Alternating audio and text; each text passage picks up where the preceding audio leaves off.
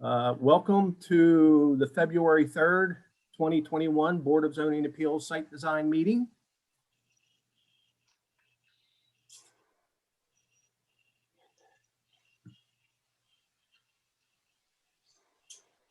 Just a minute here, I'm getting lined up.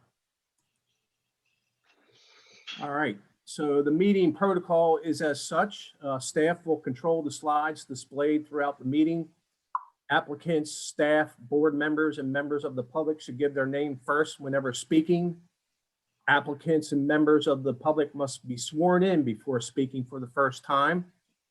Only attendees who have registered to speak before the deadline at noon today may speak during the meeting. Video and microphone have been disabled for all attendees.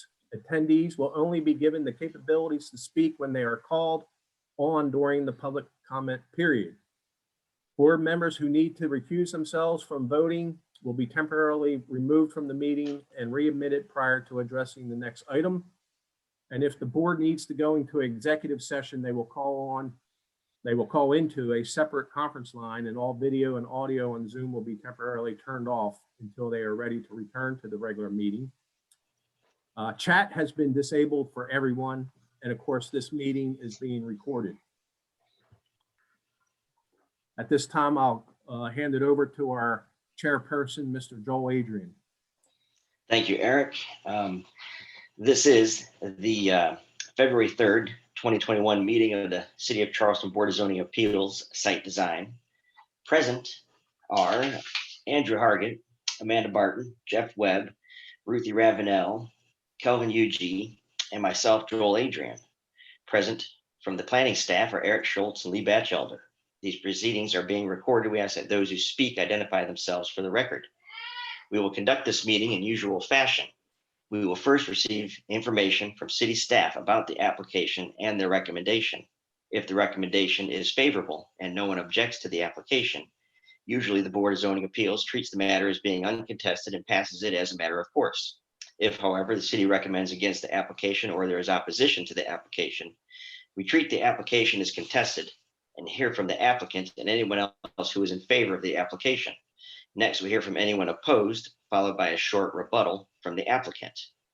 We then close the public hearing portion of the meeting for that particular application, open discussion to the Board of Zoning Appeals members only. We will then make a decision to approve with conditions, or deny the application. The Board of Zoning Appeals Site Design has the authority to do three things. 1, hear appeals to decisions of the zoning administrator. 2, grant special exceptions, a fact-finding function of the board. And 3, grant variances to the zoning ordinance if the application meets the hardship test outlined in section 54-924 of the ordinance.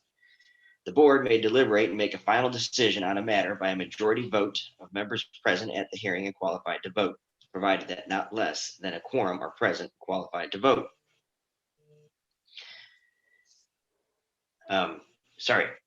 For a variance to be granted, the Board of Zoning Appeals must make the following findings. A, there are extraordinary and exceptional conditions pertaining to the particular piece of property. B, these conditions do not generally apply to other property in the vicinity. C, because of these conditions, the application of the ordinance to the particular piece of property would effectively prohibit or unreasonably restrict the utilization of the property. And D, authorization of the variance will not be of substantial detriment to the adjacent property or to the public good, and the character of the district will not be harmed by the granting of the variance. I guess with that, we'll go back to Mr. Schultz. Very good. Order on each application. The chair announces each application followed by staff presentation and recommendation. Staff will call on applicant to present their application after being sworn in by the chair. Staff will open the public comment period to receive comments from registered attendees in favor, first spoken, then written. Each speaker will be sworn in by the chair. Staff will then recognize registered attendees for public comments in opposition after speaker is sworn in, first spoken, then written. Staff will recognize the applicant for a short rebuttal. Chair will then close the public comment period and begin board discussion. And if you were providing comment, you should have submitted by the deadline today. Your microphone will be disabled after you're done speaking, and you can only speak once for each item. And you must state your name and address for the record, or you will not be permitted to provide comment. Board discussion following public comment period. Board members can make comments, ask questions, and make motions. After a motion and a second, board members will vote aye in favor or nay not in favor. If the vote is not unanimous, the chair will poll each member for their vote. The chairman shall announce the vote on the motion and the final decision on the application. If a board member needs to recuse, he will be temporarily removed from the meeting and placed back in the meeting at the start of the next agenda item. And if the board needs to go into executive session, they will call into a separate conference line, and all video and audio on Zoom will be temporarily turned off until they are ready to return to the regular meeting. And with that said, we'll kick this off. Mr. Chair. All right, so it looks like our first item on the application is item B1. A1. That is A1. A1. Did I not give you the right long form? Oh, I don't know. I printed this out. I didn't print out the long form. I printed out just as A1 review of minutes deferred applications, but it doesn't have a deferred application. So, okay, well, it's on the screen. So item A1 is review minutes of the January 6, 2021 BZA board meeting. What we're trying to do now is stay on course and have immediate results posted, obviously. So this is what the long form looks like after Janita goes in and types out what we learned at the conclusion of each agenda item. And we're including the motion, the vote, and the conditions. So I hope that maybe you reviewed this and somebody can make a motion. I make a motion, we move to approve the January 6, 2021 BZA-SD minutes. Second, who was that second? Kelvin. I'm Okay, sorry, thank you, Kelvin. Okay. All right. So I'll just say, is there? I guess I'll do the roll, and it's Mr. Hargett. Yes, I do. Okay. Ms. Barton. I in favor. Mr. Webb. Favor. All right. Ms. Ravenel. Favor. Aye. Mr. Yuji. I in favor. And Mr. Adrian is aye in favor, so that is approved 6-0. Okay. So that's Thank a new you. one. Yes. All right. Okay. Sorry, Eric, that actually was on my agenda. Just we've never actually done that. So, all right. Well, so our next item is item B1, which is 310 Hidden Bottom Lane. It is TMS number 271-1101069. Where's my application number? I don't have the application number on here. That's okay. I sent you the long form. If you don't have it, it's application number 2102-03-B1.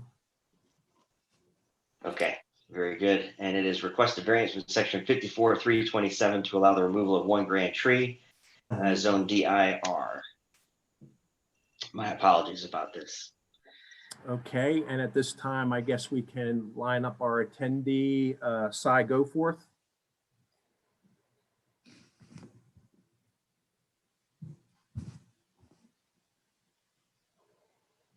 I don't see Guy with us yet.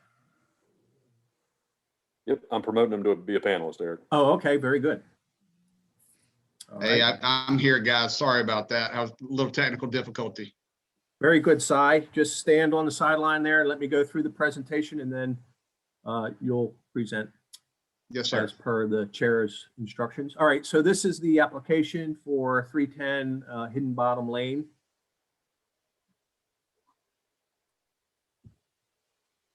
This is the variance test questions and answers. This lot is located on Hidden Bottom. As you can see, it's in almost a 90-degree turn, and it's bound by wetlands and the Daniel Island Golf Course, zone DIR. It's one of few remaining open lots. Again, you can see it's heavily treed. I would say an exceptional condition to this particular lot is that it does have 5 grand trees. As you can see, the grand trees are circled. You have a double live oak in the front right corner, 2 live oaks, both double in leader in nature, paralleling the right side of the property line. You have a double live oak on the left in front of a single stem willow oak, that one further back on the lot. I was on this lot. There was a number of people, I believe, looking at purchasing this lot. So at that particular time, I was there with Mike and Karen in July. And you can see my field notes verifying grand trees and non-grand trees. What's unique also is that there are 2 23-inch live oaks, both front left corner and right corner. Proposed house site plan proposes to maintain 4 of the grand trees. Again, you know, when I looked at this and we were in the field, I said, you're going to have to come up with a custom house, and there's a building envelope right at the build to line. How your garage and how your driveway would play out would be, you know, for further study. In this case, I believe they went in the correct direction.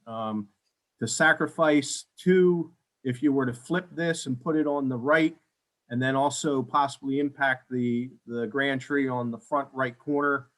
So I think they've done the best they can. They actually pulled the building in front of the front setback line to stay out of the grand tree, and that's permitted by zoning if you're trying to preserve a natural feature. This is a shot looking down the left sideline. So you have, I would argue that maybe this grand tree is the better of the 3 in close proximity to the house, because it's a double leader, but the union happens to split about 3.5 feet above grade, where the others, in a minute, you'll see are pretty much at grade level. But again, I'll continue to just express my thoughts here. So there's the single stem 28 willow oak and the 1518. There's the 9.1113, as you can see, that's joined at the base. And then the 817 live oak, again, joined at the base. I want to go back to this site plan because note that they are providing a pool. However, I think this will be one of the few lots on Daniel Island that will have a pretty significant tree canopy saved, if you will, in your side yard and your backyard. They're planning to maintain all those other non-grand trees. So I think that goes to show the effort that they put into this house design. With that said, staff recommends approval with the following conditions. Must plant 33 caliber inches of recommended native trees on the project site in the form of at least 4 3-inch trees, which would be a total of 12 inches, in addition to the Daniel Island ARB landscape requirements. It's so heavily treed, you know, I think we can plant the next generation of trees, small 3-inch trees. The remainder inches would be made in a monetary contribution to the city street tree program. So you take 33 inches minus the 12, you end up with 21, divide that by 2.5. You get 8 trees times 295. They would stroke a check for $23.60 to the street tree program. Must use 4-foot chain link fence as tree protection barricades. Must maintain the grand and non-grand trees as shown on the site plan, and must provide a landscape plan for staff review and approval at the time of the single family site plan review. So with that said, Mr. Chair, I turn it back over to you. All right, thank you, Eric. Cy, if it's all right, I'd like to swear you in, and then if you'd state your full name and address, and the floor will be yours. Yes, sir. All right, do you swear to tell the truth, the whole truth, nothing but the truth, so help you God? I do. Excellent. State your name and address.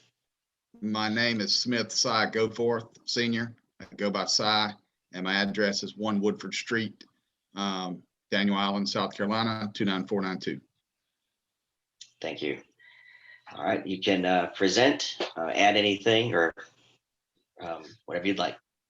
This site, like Mr. Schultz was relaying, is heavily treed, and for the most part, all of these trees are young, nice, live oaks and oaks. There's some gums in there that need to be removed, but the majority of them, there's no pines on this lot.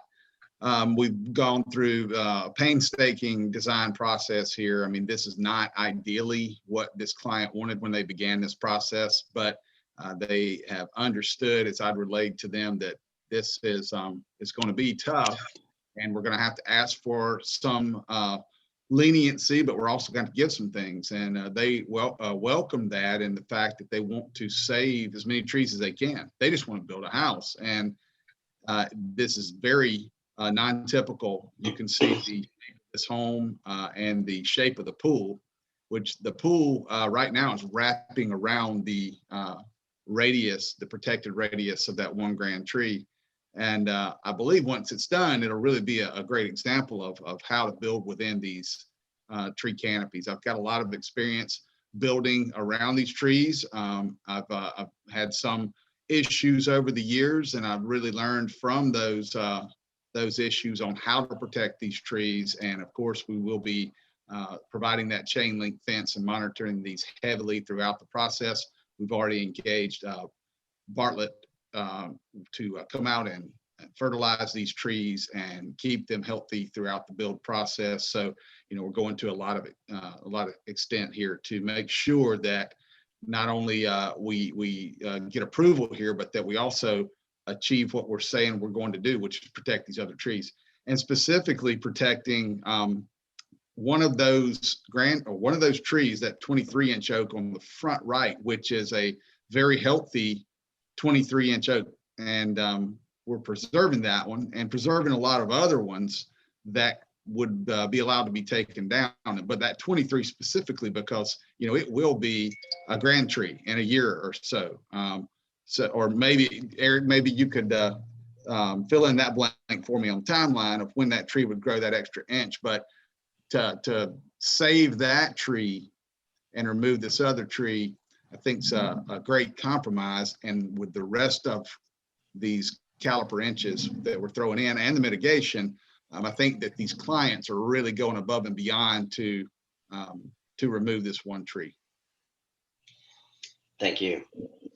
Eric, do we have anybody else that is registered to speak in favor or against the application? Mr. Chairman, nobody registered to speak in favor or oppose the application. Fantastic. Then we will close this application to the public. It will be open to the board for discussion or a motion or questions. And I guess I'll start. And Eric, if you put the site plan back up, I looked at this a good bit, and I think they did a very nice job of positioning the main house. I don't know how you would save that tree they're calling out to be removed. I mean, the only way to do it would be to take that garage and put it in a very awkward location and try and have a driveway snake around in between some trees, and really doesn't make any sense. So I think that they've done a nice job on how they've laid the site out and would be utilizing it. So I'm personally in favor of the application.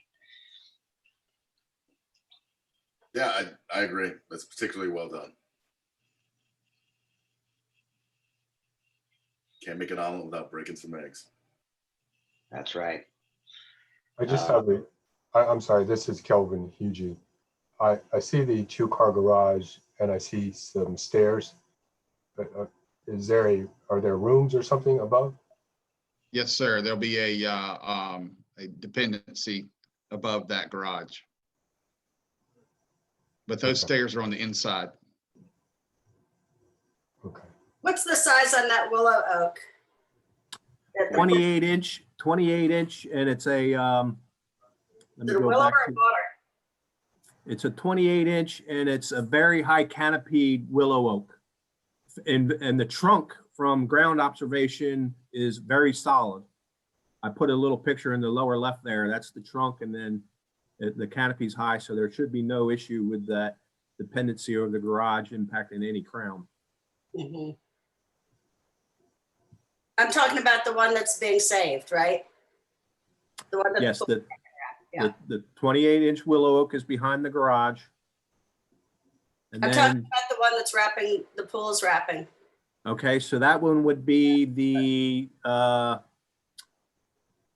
this one on the right, the 11-9-13.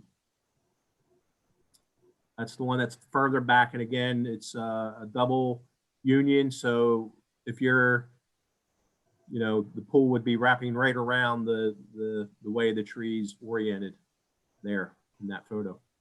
It says live oak. It is a live oak. They had their survey. As you can see, my field notes correct the, yeah. Okay, I was They had- wondering, I wouldn't have done that around a willow oak. That was why I was curious. Well, Yeah. they had a WO, I think, a water oak, and the surveyor screwed up the identification, but all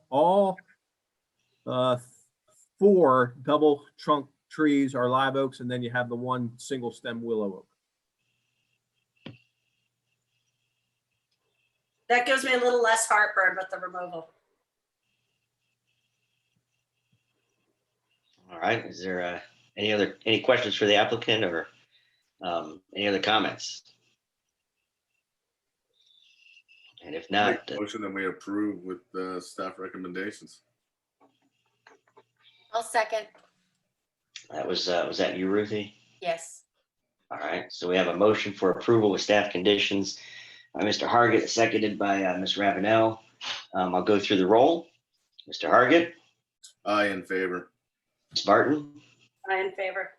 Mr. Webb, Aye, in favor. Ms. Ravenel, I in favor. and Mr. Yuji. I in favor. Mr. Adrian is also aye in favor, so it is unanimous 6-0. Cy, thank you for your time today. Thank you very much. You guys have a great evening. Thank you. Excellent. So then our next item on the agenda is item B2, and that is 56 Cannon Street, TMS 460-0803-040. The application number should be 2102-03-B2. Request a special exception from section 54.327 to allow the removal of 2 grand trees. It is zoned LB.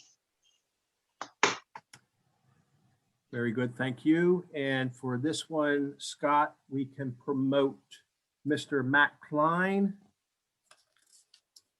Andrew Gold, and Jeff Schreider. All right, so this is the application for 56 Cannon, north side of Cannon Street, as you see here. Zoned LB. Note that number 58 Cannon is a vacant lot. I don't know how long it's been vacant, but there is no structure on it. There is a wall out front. Aerial view. And again, the aerial is a little deceiving, but it appears that it has a lot of canopy. This is the street view. You can see the curb cut for number 58. And then there's a chain link fence between the 2 properties, and there's a lot of volunteer trees, hackberry, elm, and others. And presently you would enter on the west side of 56, and then the whole backyard's basically a gravel parking lot. The proposal is to build 2 additional units. As you can see, the orientation of the freestanding units are parallel to the rear line and then running north-south on the east property line. The 2 special exception trees are circled in red.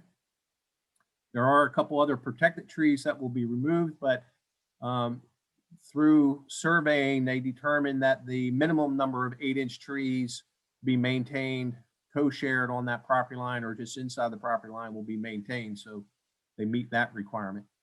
The 2 trees happen to be a 36-inch elm tree. You'll see pictures of it. Interesting enough, I kind of deliberately waited to go out this week to take photos because it's in sad shape, but it is starting to push bud already. It's amazing that if you've been around town, the red maples are starting to bloom already, and then elms tend to swell and their buds, you can really identify it by the bud. And then of course, the tree on the eastern property line is a mulberry. These are some field notes from the design team.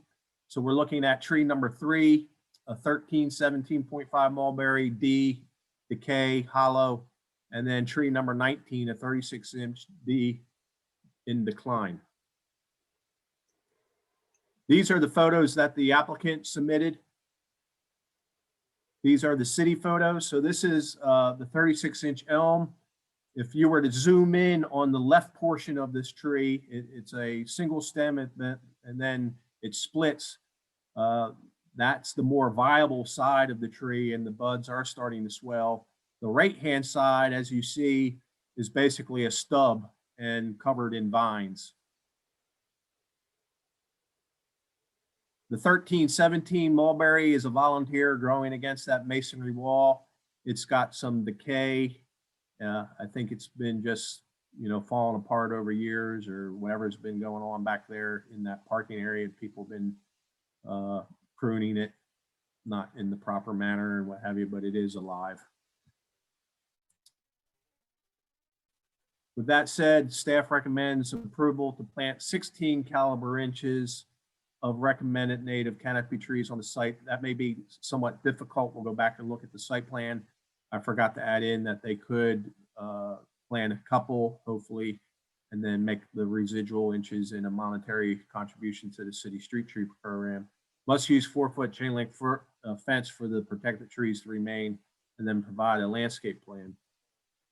Relative to the landscape or the layout, that gray box, if you will, south of the 2 new structures is a required turnaround. This has started the TRC process. Basically, it's parallel parks on the western side of the property, and then the car would maneuver around and have a turnaround in that manner. Not sure where it stands with BAR. The design team can fill you in on that. So with that said, I do turn it over to you, Mr. Chair. Thank you, Eric. And those that are registered to speak, I'm going to swear you in for the record, and then just state your name and address, and the floor will be yours. Okay, so if y'all would reply with your.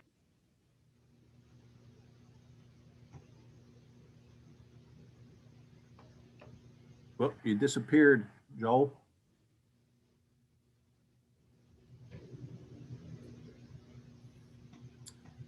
All right, let's just wait until Joel comes back on. I think I'm back. I dropped out there for a second. Is everybody, Yes. Can you hear me? Yes, you're back. Okay. I'm back. So do y'all swear to tell the truth, the whole truth, nothing but the truth, so help you God? Yes, we do. Okay, that was I'm still unstable, so I might lose you again. Matthew, I guess the floor is yours if you state your full name and address. Matt Klein, 557 King Street. This is, appreciate the description, Eric. I don't have anything to add to Eric's, besides that we will work with staff through the TRC process to incorporate a landscape plan as requested. I believe that there are that these trees are.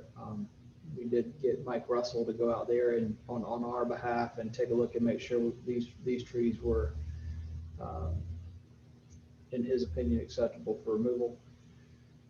And then that was who did our arborist report and provided those handwritten sketches for the submittal.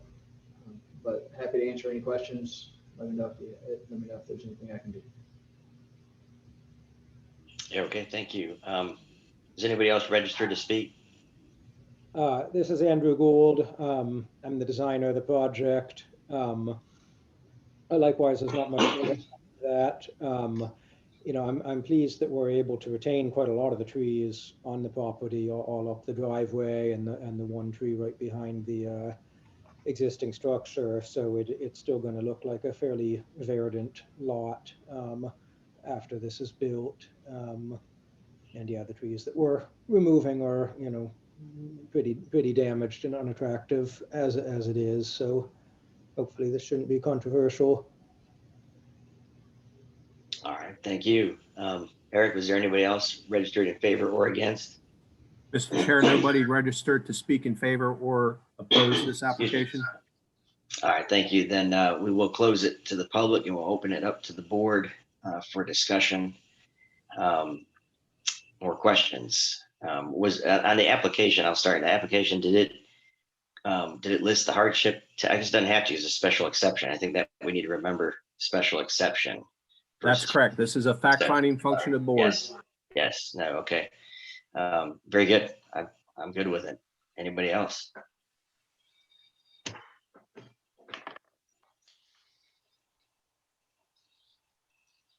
Anybody else? I see no issue with it. Are there any questions for the applicant?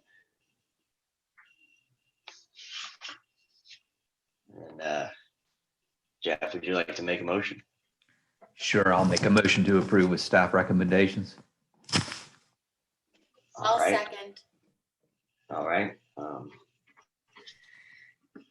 right, so the motion is for approval with staff conditions by Mr. Webb, seconded by Ms. Ravenel, and I'll go through the roll. Mr. Hargit, Aye, in favor. Ms. Barton. Ms. Barton? Amanda? Did we lose Amanda? I got unmuted. Somehow I got muted. I in favor. Okay. Mr. Webb, Aye in favor. Ravenel, In favor. Eugene, I in favor. and Mr. Adrian is also aye in favor. So that is approved 6-0. Y'all, thank you for your time with us. Thank you, guys. I really appreciate your time. Thank you. All right. Let me make note of something, Eric. Yes. I don't think that was Joel's internet because I got a sign across my screen saying internet is unstable. So I'm wondering if it's y'all. I don't know. I haven't seen it blip on my end. Because mine blanked out like Joel said. Okay. Thank Mine you. blips all the time. Just ask my 11-year-old. All right, our next item is the last item on the agenda. It is item B3. It's 411 Meeting Street. The TMS number is 459-0903-114. Application number 2102-03B3. And request a variance from section 54-327 to allow the removal of 2 grand trees. Request a variance from section 54-327 to allow the removal of 10 protected trees zoned MU2. I do apologize for that typo on this slide. It is MU2.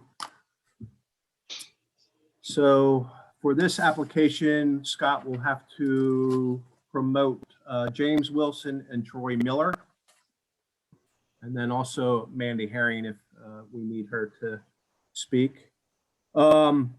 So this is an application that this board, except for 2 members, saw last June. And I'll just briefly touch on what occurred at that meeting. It was a request similar to the one tonight. The board ended up approving the interior trees and the trees on the western boundary line.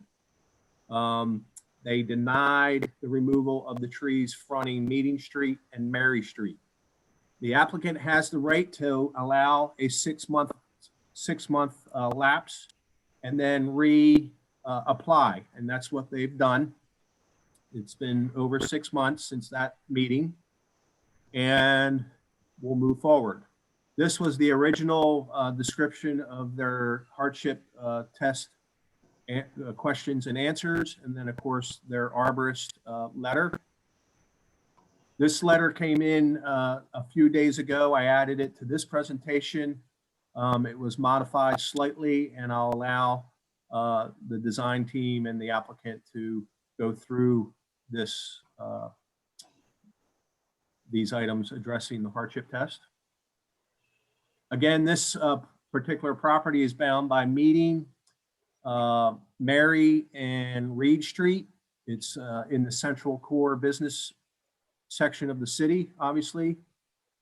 It's zoned MU2, and the proposed project is for a hotel with a conference center. Obviously, it was the site of this apartment complex, which has been demolished, and this site is vacant today, maybe being used for some parking. What I need to express here is that the city, just in the last fourth quarter of last year, City Council recognized the Low Line project, and the Friends of the Low Line are moving forward with an ambitious plan. And this is basically the very southern end, or the vision for that Low Line would come through the western side of this site and basically terminate at the visitor center parking garage. So I'll touch on that in just a little bit, but while this aerial was up, if you can envision a linear pedestrian route running down the old rail line and then through these blocks and terminating here. And actually it continues through to Hudson Street. This is the proposed layout of the hotel at this point in time. It's proposed to have the arrival and disembark your car, and the valet folks would take your belongings on the Meeting Street side, with a garage entrance on the Mary Street side. So a very nice drop-off plaza, if you will, porte-cochere, whatever ends up happening there. And then note how this building has moved off of the western boundary. Note also in this exhibit the outline of a proposed building on the west side of that boundary. However, that's 82 Mary Street. That project was moving through the city approval process, but apparently the deal has fallen through. We have pretty much, that used to be the Hughes lumber site, it's not going to move forward as shown. And they were working prior to this project, working with the city to provide access for the Low Line to come through that block. So we don't know the future of 82 Mary Street at this point in time, but this project is starting to crank up and move forward. And they're willing and very able to work with the city to provide space for the Low Line connection. So that's pretty important to the city, and hence that's a reason for the building sliding east. This is the exhibits that the applicant provided. It has parking below grade. So you can see how underground there's a lot of parking. So parking's actually underneath the drop-off plaza, if you will. I needed to refresh my memory after the 6 months had passed, and I provided this. This is a city-provided exhibit. Basically, the blue circles are the previously approved trees that this board approved, 2 grand trees in the interior there, and then protected trees, palms, hackberry, and another smaller live oak. The yellow trees are to be preserved. The tree with the most symmetrical crown is at the corner of Reed and Meeting, and then 4 trees are proposed to remain as you would enter off of Meeting Street. The 2 green trees are the 2 grand trees advertised for tonight, and then the pink trees are the 10 additional protected live oaks around the perimeter and their sizes. Again, this is a graphic showing the drop off, the interior, plaza with parking underneath, how you would enter off of Mary. The notch out on the Meeting and Reed for the tree with the most symmetrical crown. This is a early rendering. The design team will tell you where they are with BAR process. This obviously is a image provided by the applicant. This is the trees on Meeting Street. So the 4 green arrows are the trees to be preserved. The one further to the left is the one in the corner. Existing conditions today, it's going to be very interesting how myself, the site engineer, and landscape architects meet on site to figure out how they're going to breach that retaining wall to maintain these trees. I would imagine that drop-off area is going to slope up with the parking underneath, but so we'll have that meeting. But they wanted to include these photos because, as you can see on the right, these trees are planted interior to the site on private property above that small wall. And then a typical streetscape would be trees planted in the right of way, in the sidewalk. Another image in town, recently new projects with new live oaks planted. And again, the school and the building that sits in front of the visitor parking garage. So with that said, and if you have any specific questions relative to the city's project and the Friends of the Lowline, we can ask Mandy Herring, the Interim Director of Planning, Preservation, Sustainability, to add a few comments if you wish. But staff recommends approval with the following conditions. Must plant 100 caliber inches of recommended canopy trees on the project site. If it is determined that not all inches can be provided on site, then the residual inches can be in the form of a monetary contribution to the city street tree program. Must use 4-foot chain link fence as tree protection barricades. Must provide a detailed tree preservation for each of the trees to be preserved for staff review and approval and to become part of the TRC approved plans.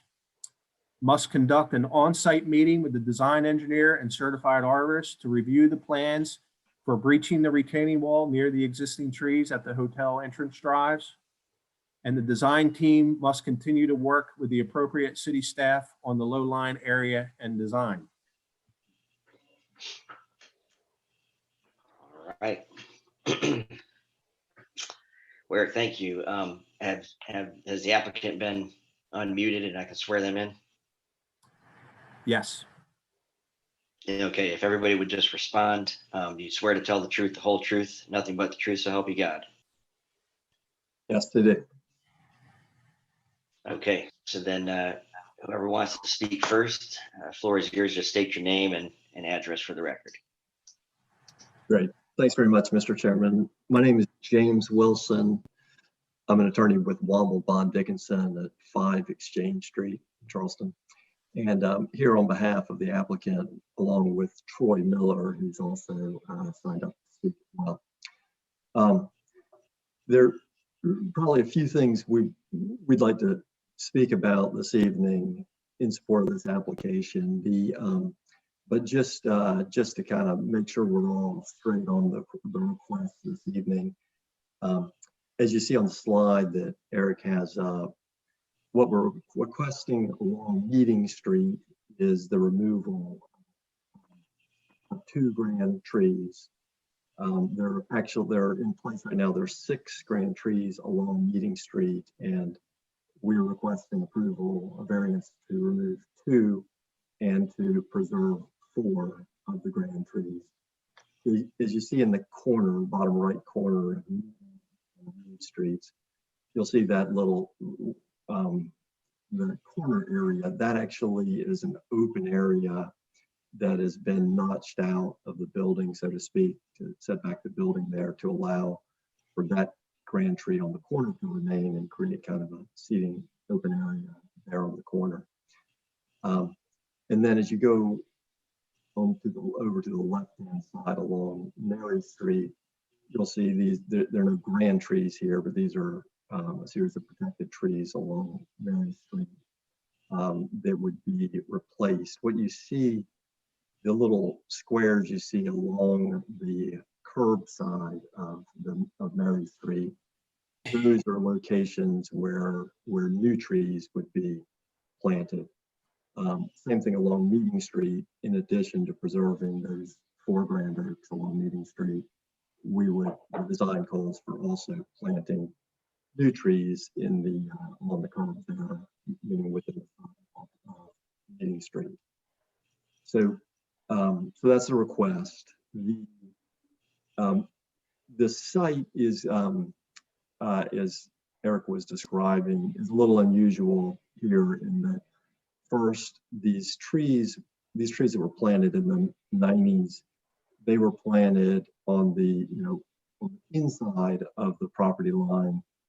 The images that Eric was showing of both this block of Meeting Street as well as looking north up Meeting Street and looking south down Meeting Street, they show what the environment is around here that, let's see, there we go. So this is actually our block of Meeting Street you're looking at, and on the left-hand side, you see the trees planted in the customary location here. Right-hand side, which is our side, you see how the trees are planted behind the fence within the site. And Eric, if you would skip the next one, please. I'm sorry. Oh, sorry. If you would just advance to the next image. There you go. Great. So that's looking north from Reed Street up Meeting, and you see, of course, how the buildings per the city's design guidelines are the buildings front right on the sidewalk, and that is in fact the city's design guidelines for this area. And you see the trees that are planted within the sidewalk here, and then you would just go one more looking south. There you go. So that's looking south from Mary Street. Just to indicate the point of this is just to show that this is in fact how the city has prescribed and how in fact the street trees have been planted for quite some time here in this section of Meeting Street, and in fact, of course, across much of the peninsula. So we've got a little bit of an unusual situation here in the 90s. For whatever reason, those trees got planted within the site. Eric, if you would just go forward again to to where we were a minute ago.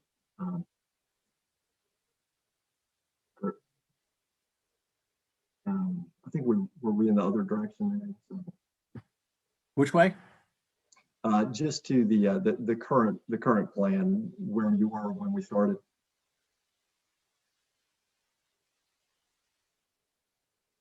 There we go. Perfect. Thank you. The other thing that's unusual about this site is as you saw, the site's actually elevated. So the apartments that were built on this site, they were actually, the whole site was elevated. So these trees were planted in an elevated area. When we put up the new building to meet with the city design guidelines, we're going to put that building, of course, right up on the sidewalk to the extent possible, and that works here. You see, and we'll have to regrade sections of this to accomplish. So there'll be some regrading of those areas, and that also makes a little bit of a challenge for dealing with these trees. But as Eric said, of course, the foreground trees that we're preserving, we're going to work with the city and with our arborists to make sure that those are protected and the area around those is maintained to preserve those trees. The real driver, though, on all this, as Eric already described, is the low line. So I think, as probably everybody knows, the low line is a long-term project, and it of course is the old rail line that is becoming the pedestrian and bicycle park area, so to speak. It extends all the way down to Wolf Street, and the idea is really to connect not only through here, but frankly all the way down to Marion Square. There are already connections going both north from here up to Wolf Street that have been secured, as I understand it, and then of course heading south, you go past the visitor center, and there's already a pedestrian walkway from John Street down to Hudson, and then and basically the idea is to go the whole distance. And so this is, in a sense, at this point kind of the missing link in the low line, and of course it is very important for the project. There is no old rail line right of way here, meaning we just have two parcels of private property, that 82 Mary Street and then this site. And we've been in conversation with the city for a long time about basically pushing our building away from, pushing it basically, as you look at this image, toward Meeting Street, keeping the massing there in order to keep some space up for the room on the top of the screen for the low line. And so the real driver here is we're trying to create that space. And so that just gives us less room to work with around the other boundaries of the property. So that said, just taking us through the variance test per se, what's unusual about this site is a few things. One, of course, is the motivation to leave open space for the low line at the rear of the property, which frankly will actually have entrances. There's a great plan for that too. We don't have the images of the elevations there, but this isn't just an alley. This is a real frontage area back there. The other is the location of these trees. Frankly, they're in a little bit of an unusual place, and what we're trying to do is to put it back, preserve the grand trees as best we can, but also replant, put in new trees that are consistent with this whole streetscape of this whole section of Meeting. And then also we're having to deal with this elevated grading, the way that this site's previous use was designed.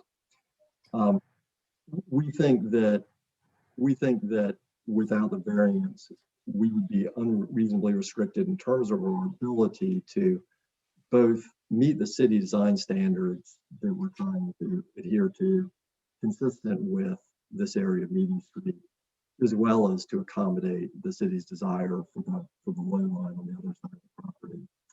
And then lastly, we certainly do not think this would be a detriment to the adjacent property or the public good or harm the character of the district. Just the opposite.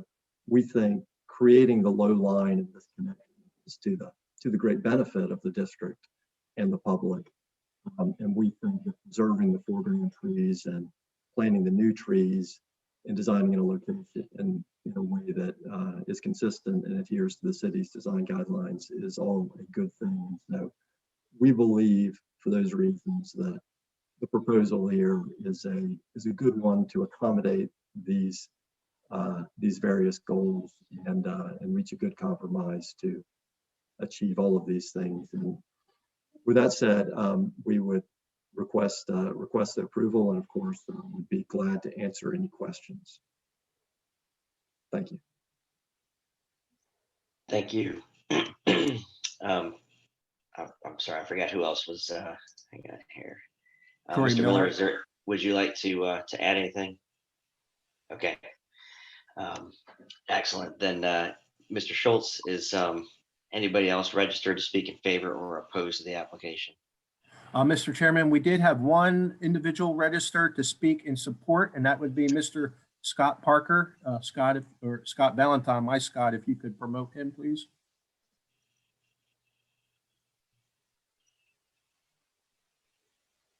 Scott, I think you're on. I don't see Scott yet.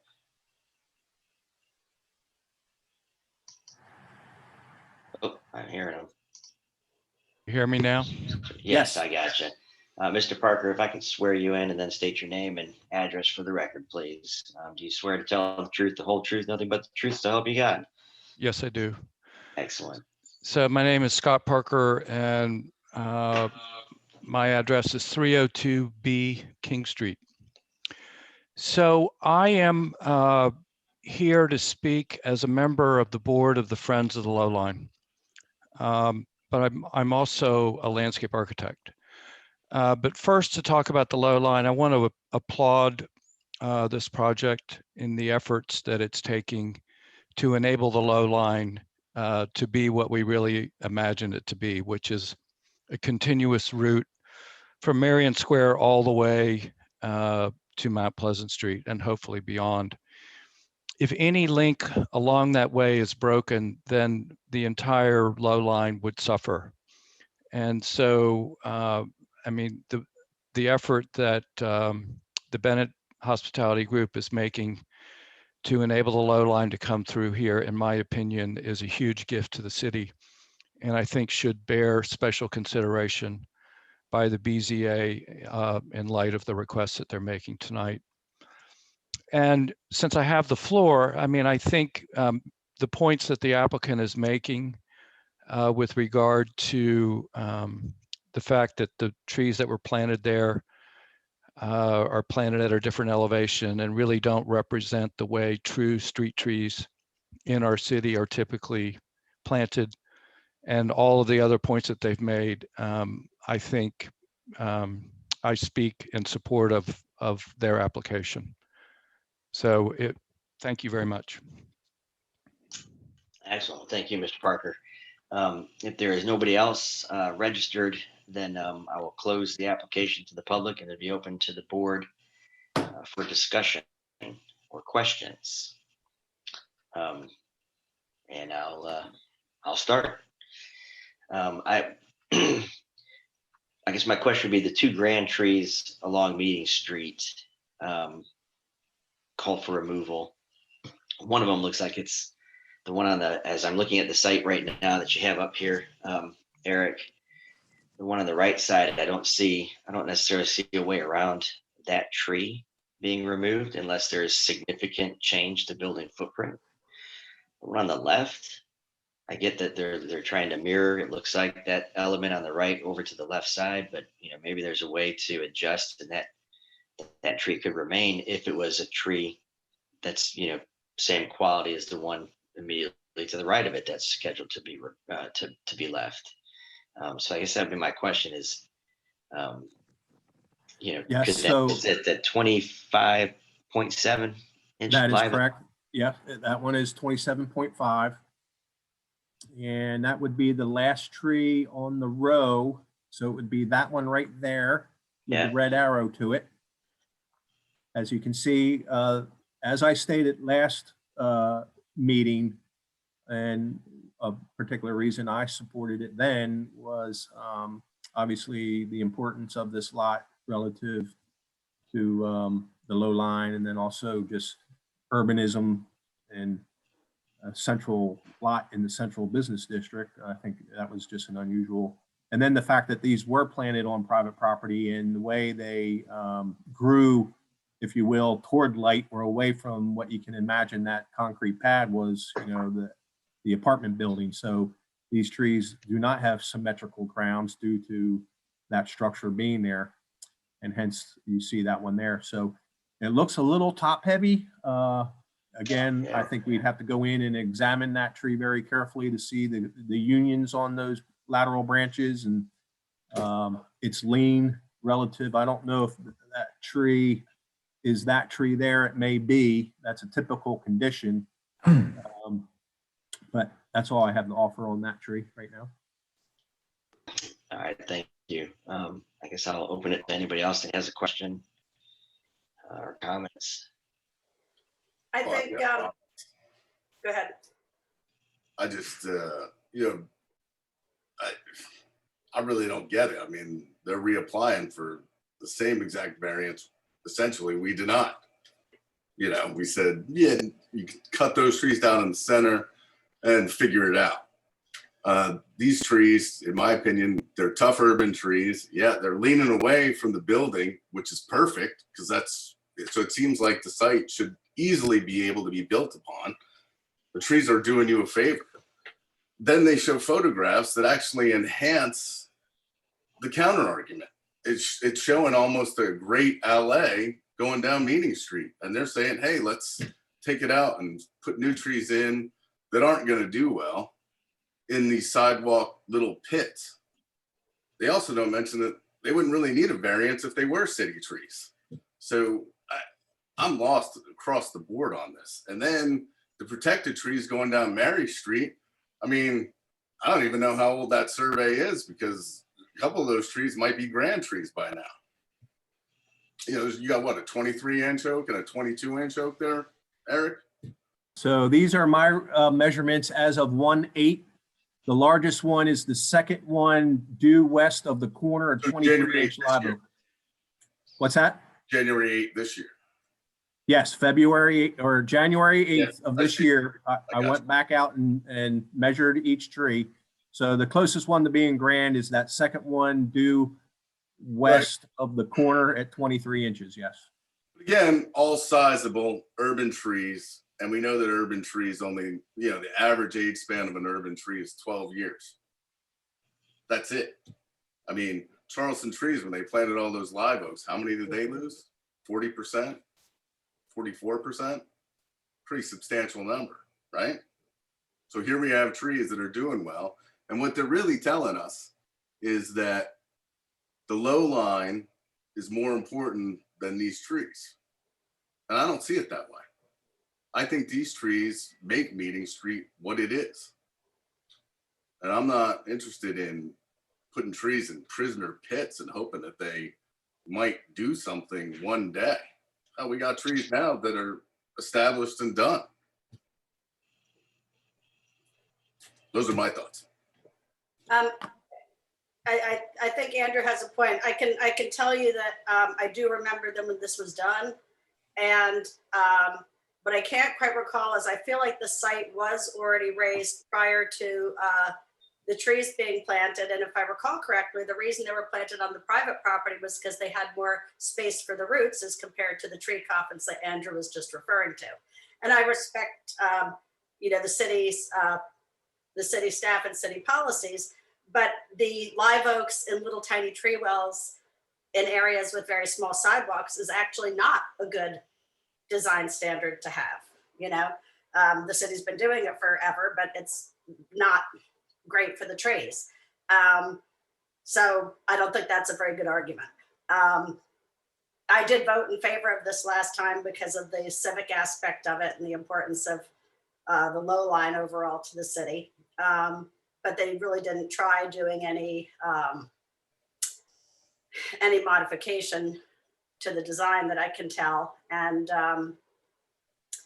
you know, the trees are there. They are leaning away from the building, which Andrew said, which is a good example, because, you know, there is a problem with live oaks adjacent to, you know, 4 or 5 story buildings, right? Because they want to have a 60-foot wide canopy or better. So,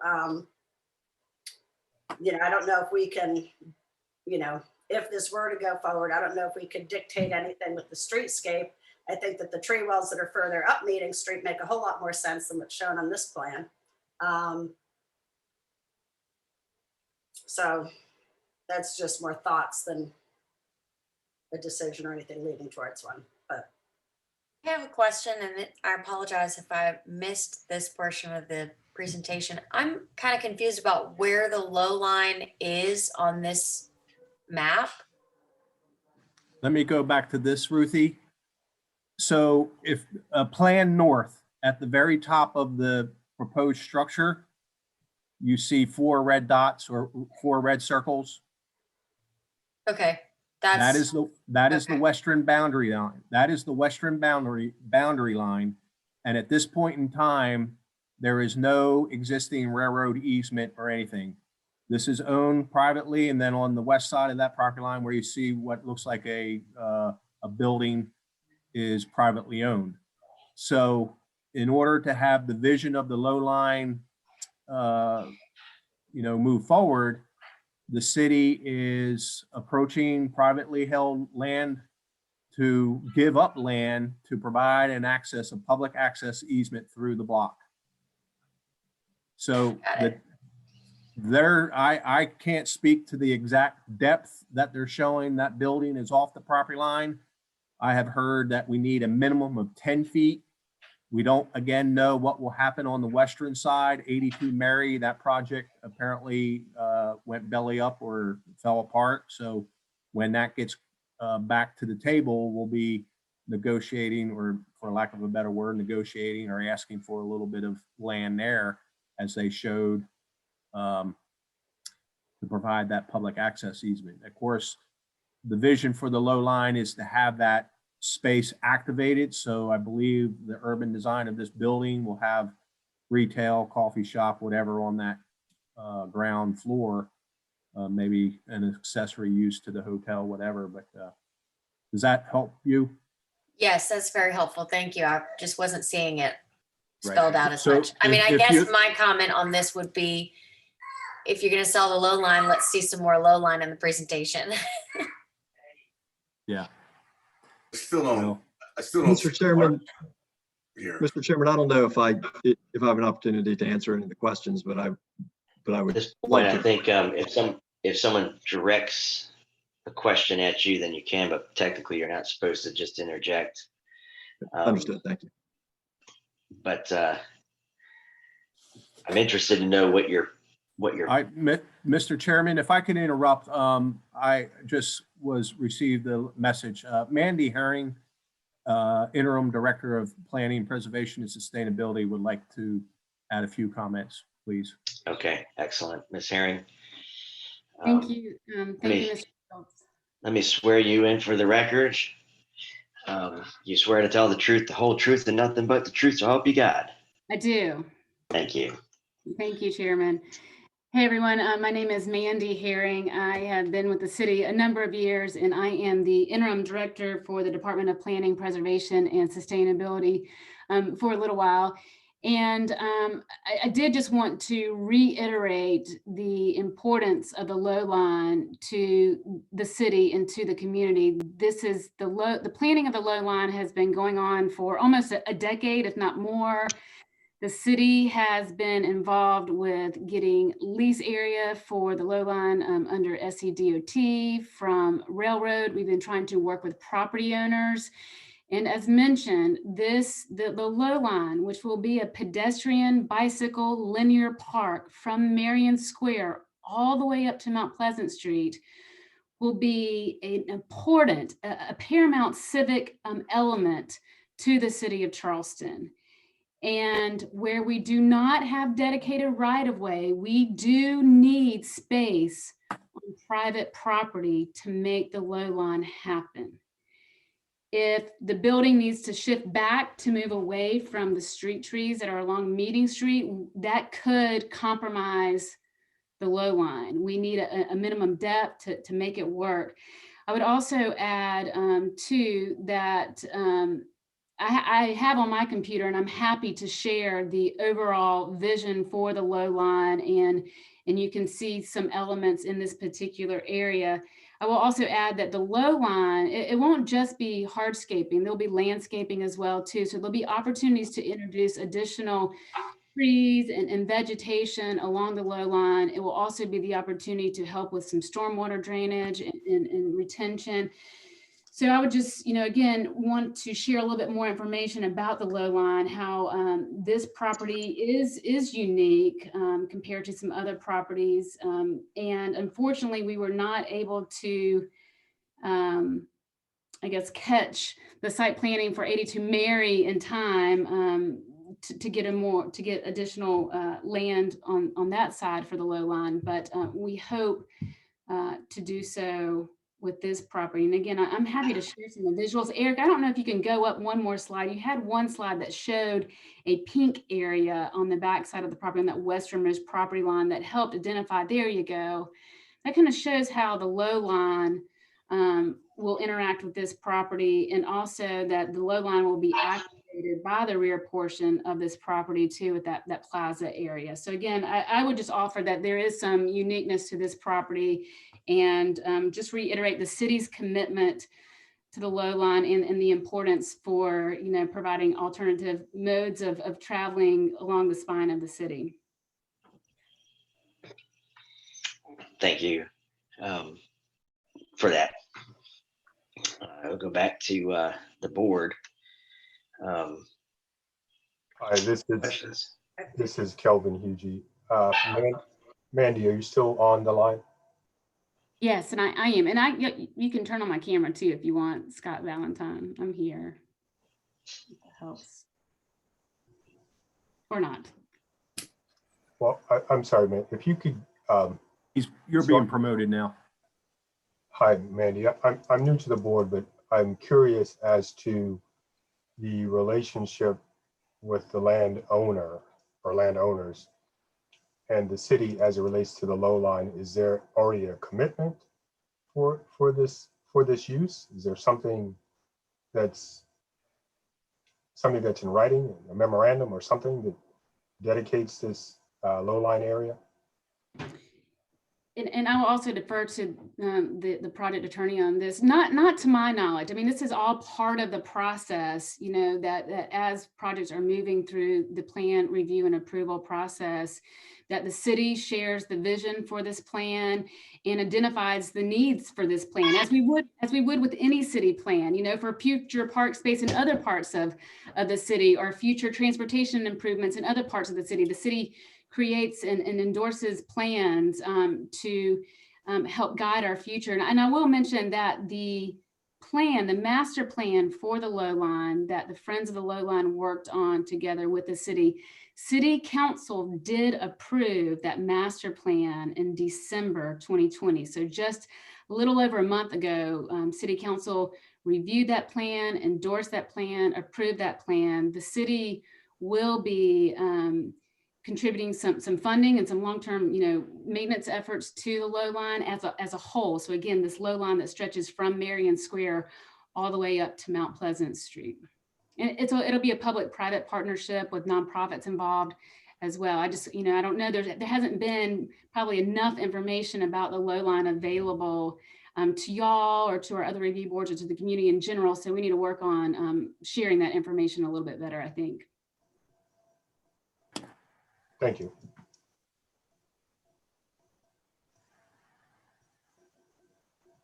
I still fail to see the Don't hard. recognize hand raising. Whoever's moderating. So where are you in the BAR process? Sure, I can answer that. We do have conceptual approval from the BAR for this I guess height scale mass is what conceptual BAR really is, which includes this setback from the low line, and that's about 18-20 feet of space on the back of the property, meaning it's substantial. This is not a narrow alley. This is a good size area here we're talking about, and it fine with, of course, this board making it a condition that we do in fact adhere to what we've proposed for the low line for this. We understand that this is a trade-off of sorts, and we obviously are glad to be held to that commitment to do it as a condition of an approval by this board.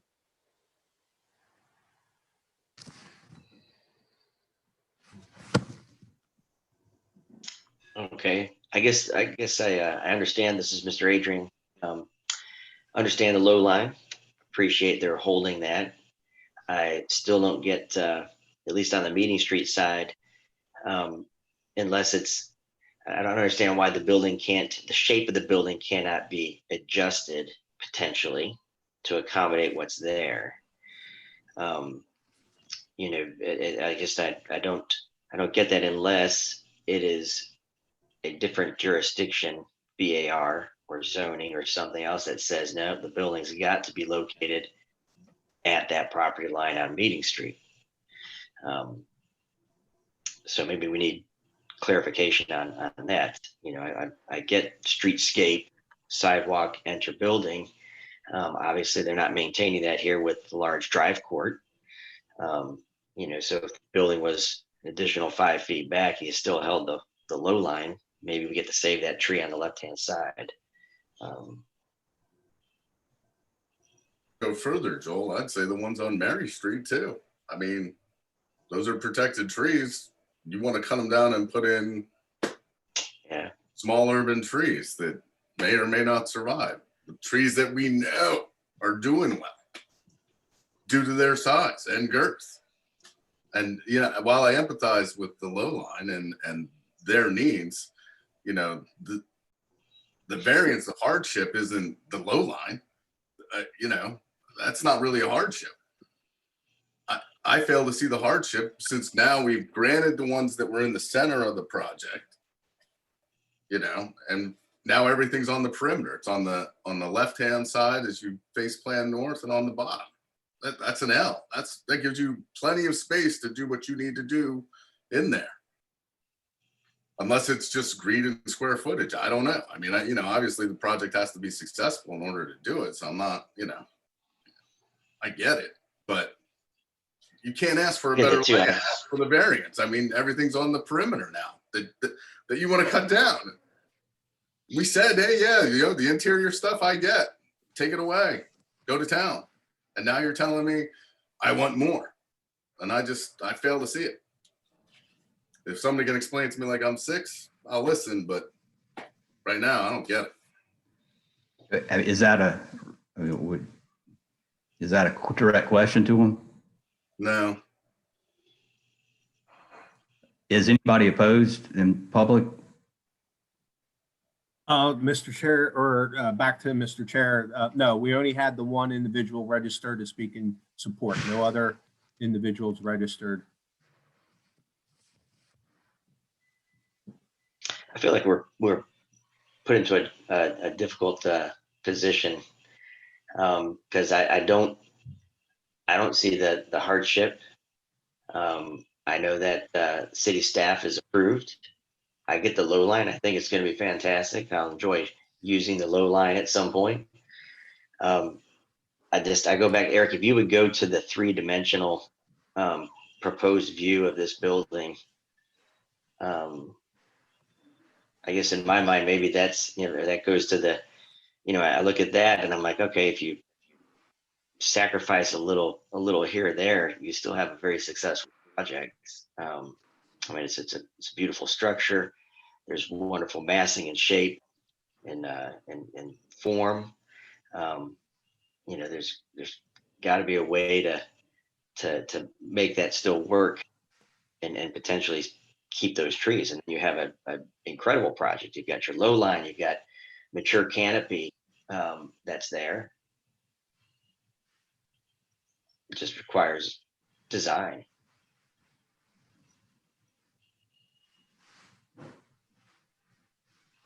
Well, I think if you go to one of their exhibits of their photo of the existing trees in an LA version, not that one.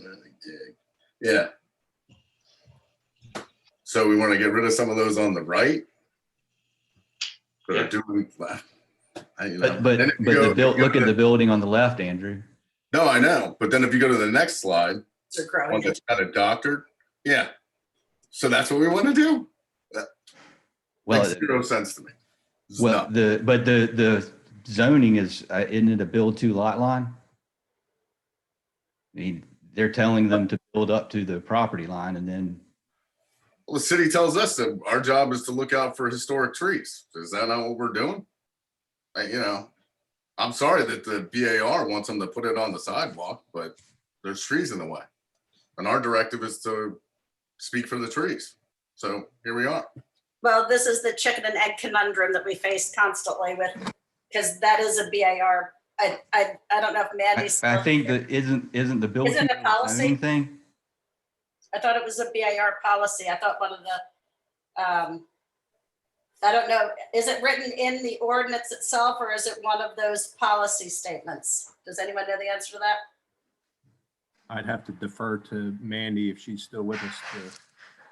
Well, typically, downtown in the urban setting, the BAR asks that the building be pulled to the street, and particularly if it's a street corner, that the building be pulled to the street so that it appropriately addresses the street corner, so that you address the street, the most important component of the public realm. It may be. I don't have the my computer screens are all filled with this presentation, but height districts sometimes require, if you go to a certain height with number of stories, then you have to have a 10-foot sidewalk adjacent to the building. I'm not sure if that applies here or not. So I'm not sure what the existing width of the sidewalk on Reed and Mary may be, but those sidewalks may have to increase. You may have a 10-foot along Meeting as it stands today. I'm not sure. But sometimes the height district requires a slight setback or a wider sidewalk. Right. And I was not at that BAR meeting, unfortunately, but the applicant may be able to speak to that. May I? Please. Great. Thank you. Troy Miller on behalf of Bennett Hospitality. I've heard a lot of questions raised and I'd like to address a few of those. First, yes, this is a process that's been going on for roughly 3 or 4 years with design, with the planning department, with the BAR, with city staff, and really trying to take a holistic approach to what this block needs to be and how it affects the low line. There are some conditions that we do believe are unique to this site. The raised elevation that you see today is something that is not natural. There is a small retaining wall along Meeting Street that, in order to create that 10-foot sidewalk and to create a better boulevard district there, will have to be addressed. And on the internal side, the foundation that is still there, that has yet to been removed, of the old apartment building, is really the component that is constraining these oaks and creating their less than good condition today. And so really the height that we are dealing with is certainly unique to this setting. And we have worked for 3 years now plus on this design to massage it and to really take the trees that were in good quality and work to try to preserve those, even to some degree, in spite of the arborist saying these trees likely are going, it's going to be difficult to save. But what we want to do is take those that are away from the building footprint, create some box around them that will create a space for them to be able to grow. That includes in the substrata as well, where we're planning underground parking to create kind of a shaft that these trees can stay. And as far as the street trees that would replace, I think the conditions that have been set forth by the city are things that are important, and we are fully agreeing on those. The 100 caliper inches of replacement, we do intend to create some instant maturity out of these street trees and spade in some rather large trees for street trees in this location. The low line certainly is the driving force here. It has been the topic of conversation through all of our BAR submittals, through all of our submittals with planning. And we have made several adjustments to make sure that we can honor that and create some space. As far as massaging the building, I know y'all are seeing this for the first time or the second time in some cases. Those efforts have been made, significant efforts have been made. And a lot of what you see relates to critical dimensions of uses, particularly mixed use retail uses that activate that ground floor space that has been requested of us, not just by the BAR, but by planning and by civic design, in order to try to create a successful project.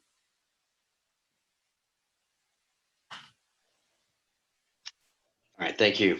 Thank you very much. Are there any other questions of the applicant?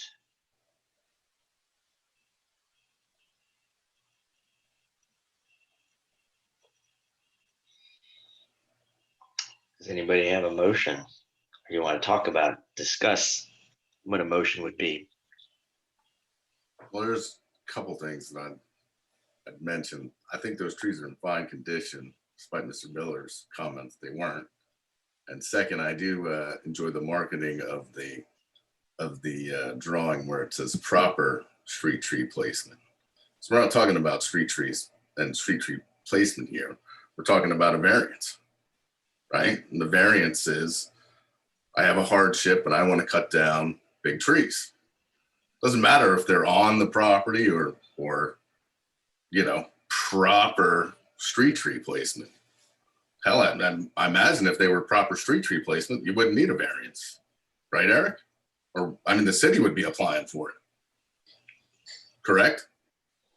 Well, if those trees were in the right of way, then they would work through the Parks Department to remove any particular street tree to make room for a driveway or what have you. Yes. Right. Work. Yeah. But they're on private property. And you need a variance to kill grand trees. So Well, the that's- city had the place there in the first place, was my point earlier. I remember it.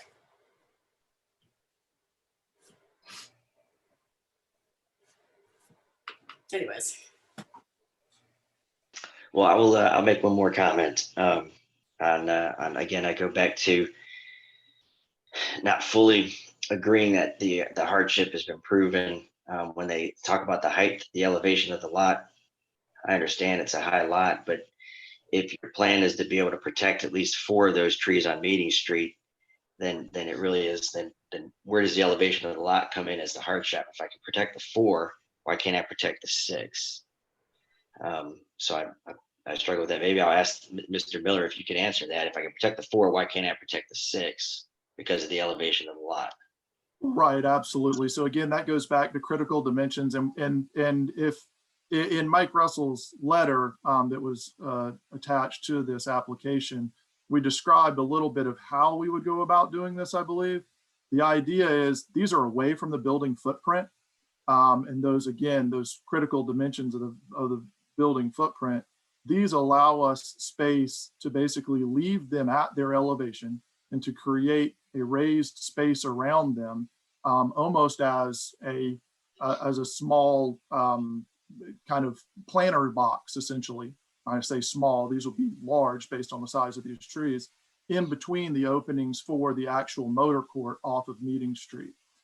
Your question earlier regarding the one in the southeastern, the 25 inch live oak that's in the building footprint, that was one that unfortunately, because of its proximity, even if it was a matter of a few feet, the building footprint becomes the issue there, because the building footprint has to expand outside of that vertical wall so much. Where we're in the drive area, it gives us the opportunity to really preserve the area, within some percentage of the drip line, but does not interact with building footprint. Okay, thank you. I'm sorry if I could, Joel, one other thing, I apologize. The 29 inch live oak on the corner, to Ms. Herring's point, we did have conversations with the BAR about that and with planning, and that was kind of a give that they originally had said, we want this building to come all the way to the corners. As Ms. Herring mentioned, that's kind of that urban setting, is to bring those buildings. We actually went and said, this, of all the trees on the site, is a healthy, balanced tree with a symmetrical top that could really be a good asset to the project and has a great chance of survival. And that was kind of a compromise that we made between the standard and the design. Okay, thank you. I'm ask another question, Mr. Miller. On Mary Street, where the access is to go into the under structure parking, there's a 21 inch and a 17 inch live oak over there. All those trees are protected. They're to come out. Is there any way to adjust building to, because they flank that kind of nicely, that drive, any way to adjust the building and keep some trees on that side to manipulate footprint in and out off of Mary Street, so that we're not just taking down all 10, but maybe we're saving something over there. I think I'm on board with the Meeting Street. Andrew, I'm sorry to say that, but I think I'm on board with Meeting Street and understanding all the factors that are pushing the design the way it is, and his what he said about the 4 trees in the drive court area. I get it, that those could be saved, and I understand why the other 2 potentially couldn't. But I'm wondering now about the Mary Street, if there's a way to save any of those protected trees by minor adjustments to the footprint of the structure. I agree with that, Joel, because if you look at the lease area, that's directly where the 21 inch live oak is, and what looks like a, is that is that pathway that's going from the courtyard to Mary Street, is that covered or is that open to the sky? That's a question for me. Under the lease area? Yeah, it is actually covered. And the drive aisle that you speak of, Mr. Adrian, is actually, that's a down ramp into the lower level, into the parking. You know, initially and immediately, and I don't know, Eric, if you received an email from me, the question earlier that Ms. Ravenel asked about renderings of what the low line would look like, I did send a rendering package to you. I don't know if you're able to pull that up. But as I look at it, you know, there's one tree or two trees to the far west on the low line that I feel like potentially are targets. Again, when we talk about what this looks like graphically and where these trees exist on the site, due to the deep foundations that you are dealing with a building and a structure of this size and magnitude, my concern would be anything that relates to, we're talking about not a few feet, we're talking about significant change, which then impacts kind of a domino effect of some of the critical dimensions of these buildings. And so these are all questions that I assure you that I have asked myself through this design process, and tried to figure out some ways to look at, but unfortunately have come up empty. But I do think that there is a question in regards to the two to the furthest west. I believe there's an 11 and a 21 maybe, that are right there at the property lines, that could potentially 11 and an 18. 18, yeah. That we could potentially work with and try and find a unique architectural solution to, the same way that we are working with the four in the center of meeting. All right. Yeah, what I was saying, because I hadn't finished, my question was there any way to put the lease area further east, and could the building not be notched out with that 21-inch oak that's by the where Down the ramp is now? Yeah. I would say I think y'all, I mean, don't think I'm getting soft, but if we could potentially, if Mr. Miller could work at keeping that 18 and 11 in the back, the west, far west there, I could get on board and support the application, based off of, I believe, thinking of where the BAR wants the building and how it addresses the streetscapes. I think that they have, I personally think the 29-inch oak at the corner of Reed and Meeting, that's to me is one of the most attractive areas of the building. And I love it. And I'd love to see it duplicated at the corner of Marion Meeting. But I'm fine if it's not. So I think if we maybe reduce it from, was it 10? Instead of 10 protected trees to 8 protected trees, I could be supportive of it. What's the notch there between the 22 and the 23 inch oak? It looks like the building is notched in there, like some sort of a recess. It is indeed, and that's vertical for the 9 stories. It's just it's where the building turns in and out from an architectural style perspective.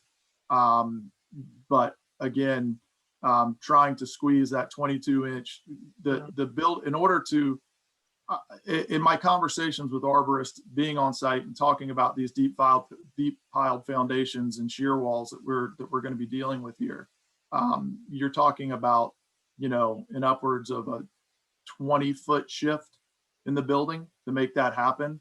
And that's where that domino effect really starts to take place. That had the bay depth for, yeah. Right. Yep. Yeah, I understand that. Thank you. All right. Are there any other questions? I don't think they meet the requirements for a hardship, the 4 requirements. And I do believe it's a detriment to Meeting Street and Mary Street for that matter, and the surrounding neighbors. Okay. Well, I'll say, does anybody have a motion that they would like to make? I'll make a motion that we move to approve with staff recommendations and conditions. We also have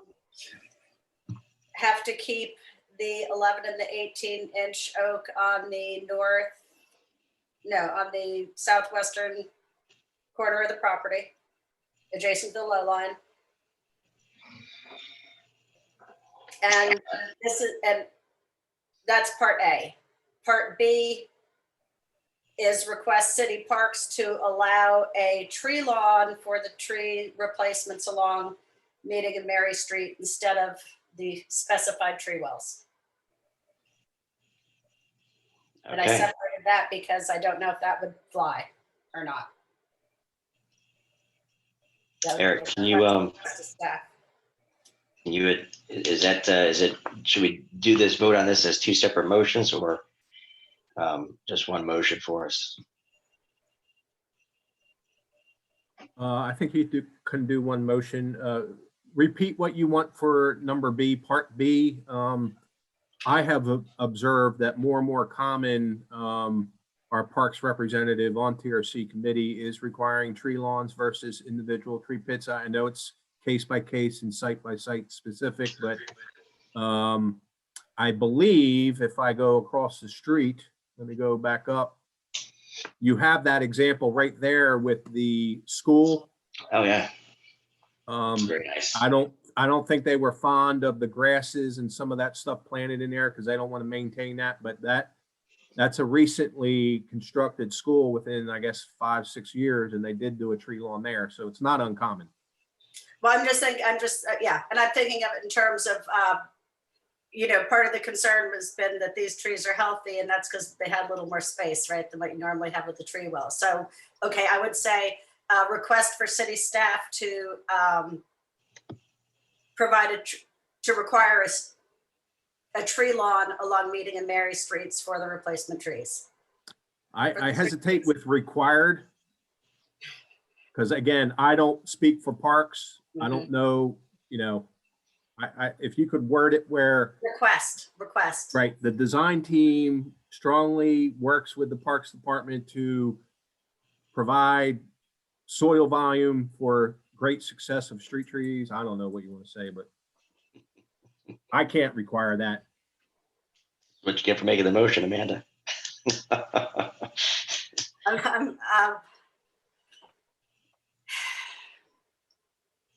Okay, I'm going to rephrase the motion. How about that?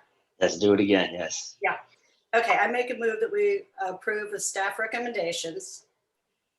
The 18-inch and the 11-inch trees at the southwest corner of the property have to remain.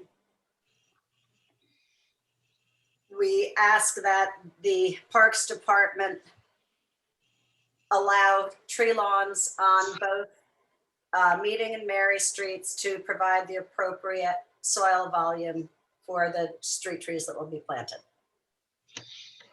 Excellent. Thank you. So we have a motion for approval with conditions from Amanda. Is there a second on that motion?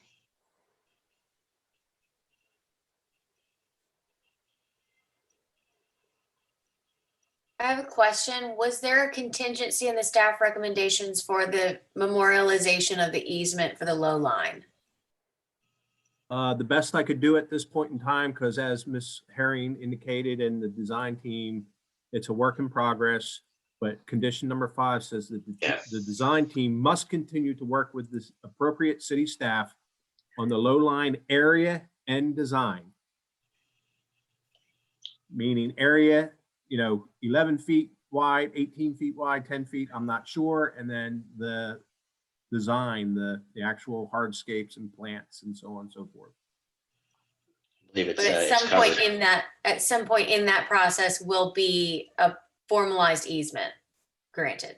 Yes, that is, I believe, a true statement. We The Sky Garden project north of this on Wolf Street, I believe, granted an easement. So there are other projects that have done that. It's, you know, again, platting it, getting city council approval. I'm not sure of the whole process, but that would be the goal, is to have a publicly dedicated access easement as part of that low line design and area. Excellent. Does that answer your question? Yes, I'll second the motion. Okay. All right, so we have a motion for approval with conditions from Ms. Barton, seconded by Ms. Ravenel, and I'll go through the roll. Mr. Hargit? Absolutely no. You have to say nay, not in favor. Nay, not in favor. I'm like, it's legal. So Ms. I don't think it meets the requirements. All right, so Ms. Barton, I in favor. Mr. Webb. Mr. Webb, Aye in favor. Ms. Ravenel, I in favor. Mr. Yuji, Nay, not in favor. and Mr. Adrian will say aye in favor. So the motion is approved 4-2. Y'all, thank you for your time this evening. And Mr. Miller, thank you for your explanation of the project and answering the questions. Thank you, Mr. Adrian, and thank you all to the board. I certainly understand the sensitivity of the subject and look forward to providing a very, very good resource for the city. Excellent. Okay, that adjourns the meeting. I hope everybody has a good evening. Very good. Thank you, members. Thanks, guys. Have a good month. Did anyone else have their Zoom screen turn off midway through this?